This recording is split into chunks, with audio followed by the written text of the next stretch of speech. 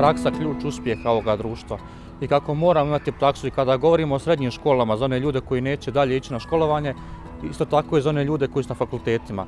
Dakle, bez prakse znanje koje imamo u teoriji malo što nam može vrijediti ovim trenucima. I ne samo da govorimo o praksi, možemo govoriti o kompletnom sustavu obrazovanja koji nije onakav kakav treba biti. Potrebno je kadrove proizvoditi prema tome koliko ih tržište rada traži. Imamo primjer da na zavodima imamo stotine i stotine, evo sad ću reći, konobara, ili politologa, ili ekonomista, ili pravnika i mi uporno proizvodimo te kadrove kojih je zavod pun.